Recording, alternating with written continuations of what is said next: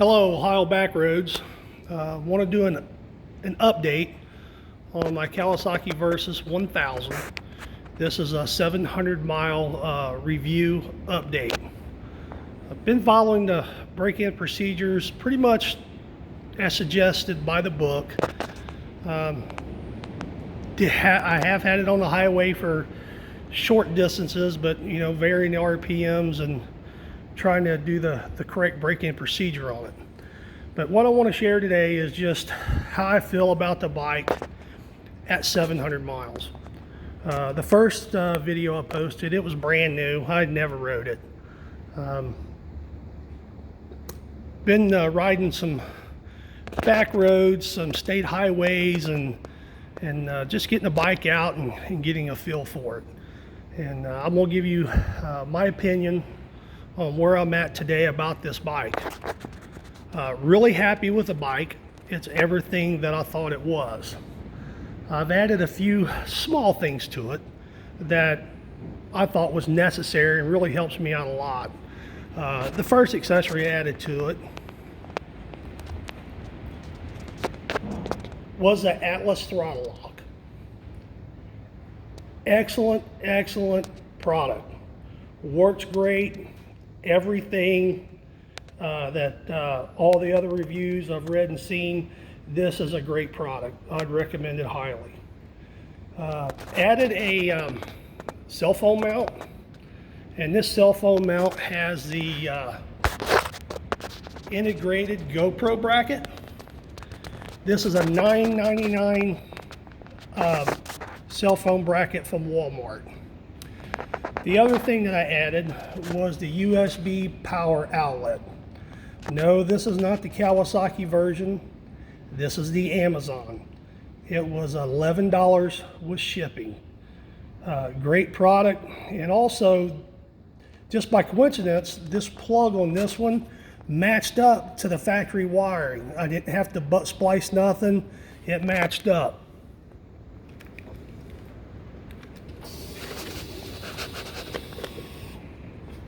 It's got the dual USB, works great. It fit the hole and even had the same notch, the locking notch as a Kawasaki.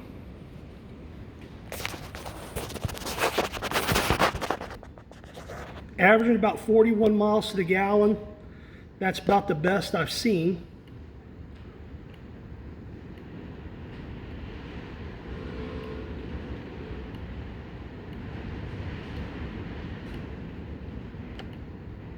$721 miles on.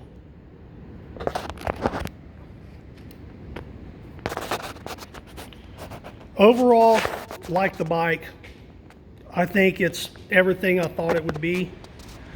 Performance-wise, and again, I've never owned a adventure bike. I've had some cruisers and a KLR.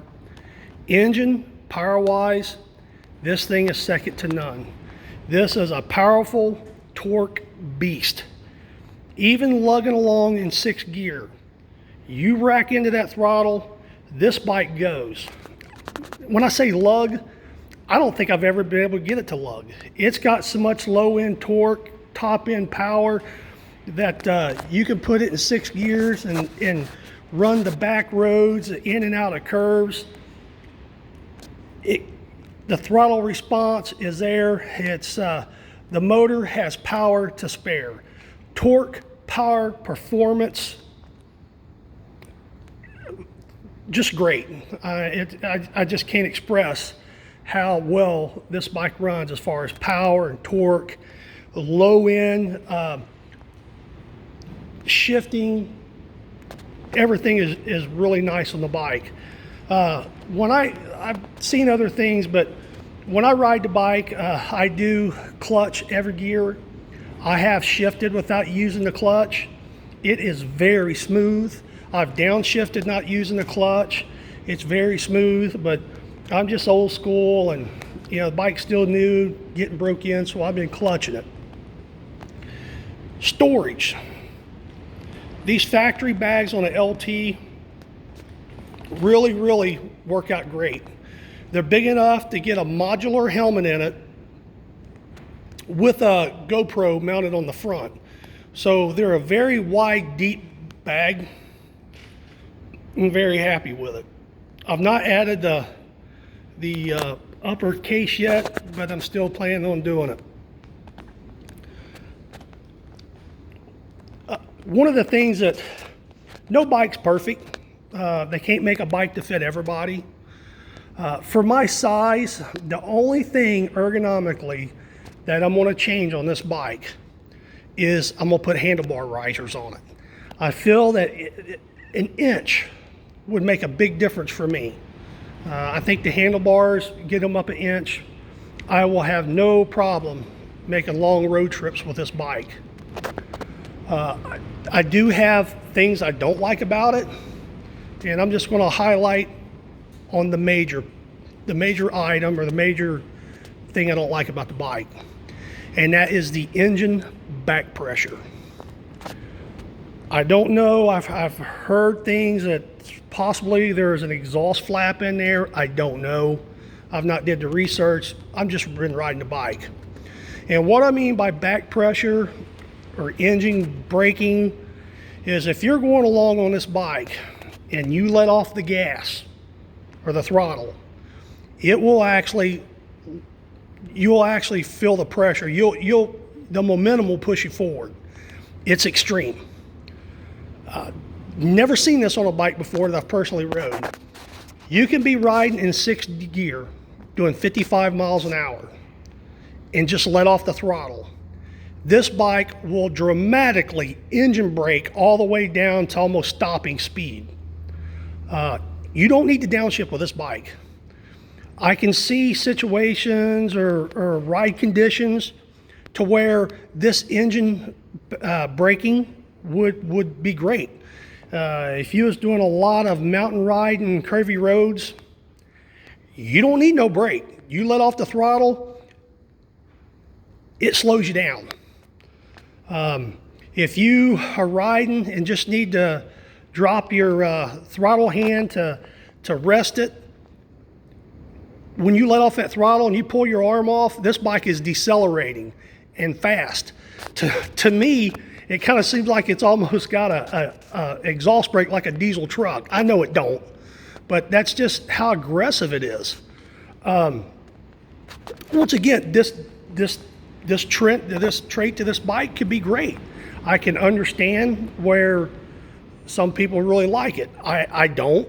I think it is excessive, and I'm sure there's things you can do to correct it, but hey, I'm just giving my honest opinion about this bike and what I think about it. For the 700 miles I put on the bike, really like it. Not had an issue with it. Performance, like I said, is just unbelievable. One of the other dislikes about the bike is this fairing assembly. To disassemble this fairing and do maintenance as far as installing the USB plug, hey Kawasaki, you made this too complicated. It's like, let's design complicity into this fairing. The air filter is buried under the tank. I mean, you got to disassemble these side shields, these side fairing. You got to unbolt the tank, flip the tank up. Yeah, that's fine. I understand that. But it's got a clean look, and I see why. But for those of you who do maintenance, I'd like to keep a close eye on my bike and maintain it. And, yeah, how often you should inspect your air filter? Well, I live out in the country. I have a barn that I keep the bike in, and like this past winter, I bought the bike, the weather was bad, and we have problems with mice. They like to get into things. And I just wanted to look around up in the fairing, see if they didn't make a home up in there or find a place into things. I have tractors and mowers, and we store vehicles in the barns. Mice get in there. That's what they do. I got a zero-turn mower. They like to get up in the air filters and build nests. But I was just wanting to inspect and look around, and I just thought it's complicated. There's a lot of plastic parts that can be easily broken. Just got to be careful with it. But once again, overall, like this bike. Very happy. I'm glad I got it. Once again, everything, I know I've said before, I watch YouTube and I read reviews, and you know, people have their opinions, I have mine, and I'm going to share my honest, unbiased opinion. It's a nice bike. Like I said, the engine braking, don't like it. The fairing assembly, don't like it. Other than that, great bike. And here's something else I'm going to say about this bike. This is an LT. I purchased this bike as a leftover unit. This bike was a brand new 2016. I bought it in 2021. This bike still has the full Kawasaki 2-year warranty. There's no difference in this one or 2021. Originally, I was looking to buy a 650, the Kawasaki Versys 650. I found this bike. Dealer had a couple leftovers. And once again, the purchase price of this bike was less than a current model 650. It was a great buy. Okay. Now owning this bike and putting 700 miles on it, do I feel the price point of this bike? I think on a 2021, I think the LT is like around, I'm just estimating, I don't know, I've not really looked at the 2021s. I think the price point on this bike's like $13,000 for an LT. If you get the SCLT, I think they're $17,900. Do I feel, this is my opinion, that the LT is a price point bike of $12,000 to $13,000? I do not. It has, the LT is, it has some technology. It has a Kawasaki traction control, and you can control the power, full power. But I think if I was going to spend more money, had the money to spend, I think I'd have looked at different options. But once again, this is my opinion. You know, if you like the Kawasaki Versys and been reading up on it and think this is the bike you want to go with, you're making an excellent choice. But to go to a dealer and test ride one of these bikes and take it for a 2 or 3 mile ride or around the block or follow somebody from the dealership around, I don't think you're going to get the full feel for this bike. I've been riding at 700 miles. Do I feel that? I think I'm still in the test ride mode. And again, I just feel that these little quick test rides, I don't think gives you the information or the experience you would need for that kind of purchase. I know dealers won't let you take them out for long rides and stuff. That's why I'm just trying to share my experiences with this bike. Like the bike, going to put a lot of miles on it. But, and again, I'm ecstatic, I'm happy, but if I would have went out and paid full retail for this, but a newer year, I don't think I'd be as excited as I am now. I know for me, these toys are extra things to have. They come, you know, I'm happy to have them. I'm limited to what I can afford and buy. I got what I can afford and I'm happy with it. But once again, do I feel the Kawasaki Versys LT is a $13,000 price point bike? No. But once again, I look for used from Florida to Michigan. Could I find one in a price point in the private sale market that was priced accordingly for miles and age? No. I bought new. There's a lot, these adventure bikes are getting very popular. I go to a couple of places out riding that attracts a lot of bikes. A couple, you know, little places, and I'm seeing a lot of adventure bikes. Most bikes are Harleys. You see a lot of Harley riders out there, but these things are catching on and are getting popular.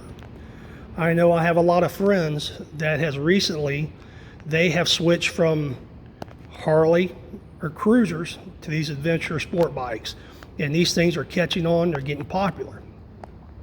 I'm happy with what I went with, but just wanted to give a 700-mile update on the bike.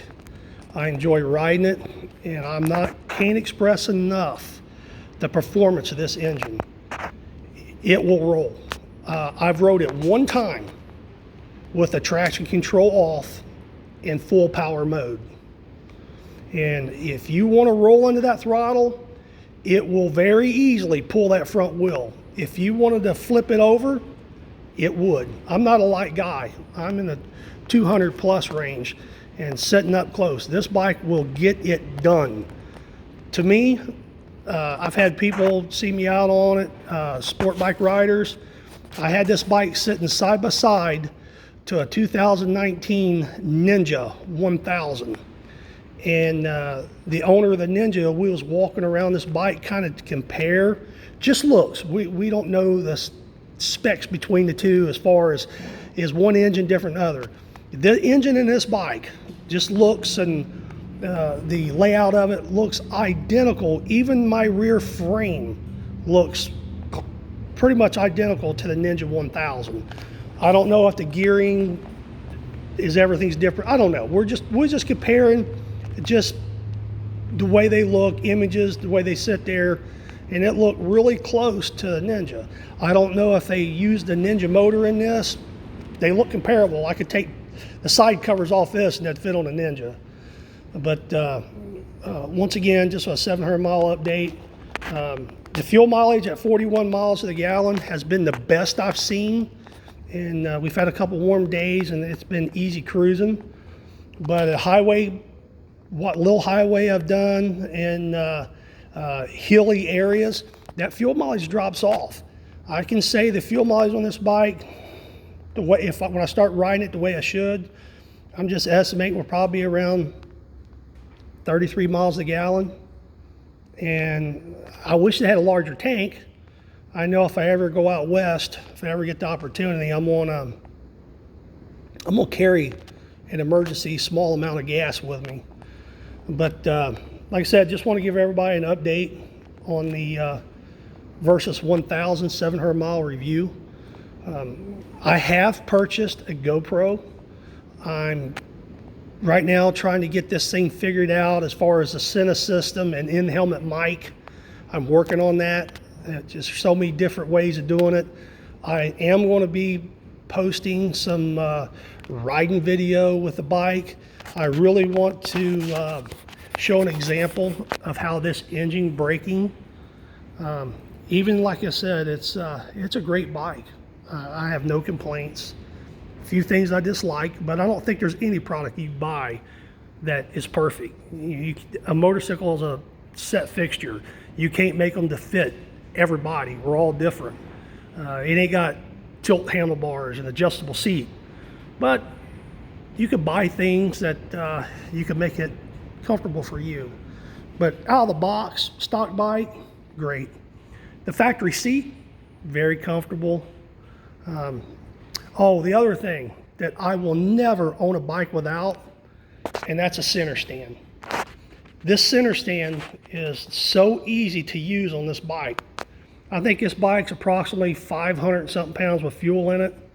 And I can easily, if I'm out riding, I stop to get gas, I use my center stand. I'll use my side stand to get on and off of it. And then when I put it on a center stand, it's just so easy to use and it's so stable. Great bike. And I just give a few, I'm sure I missed some stuff. I just want to give a few opinions on what I thought about the bike.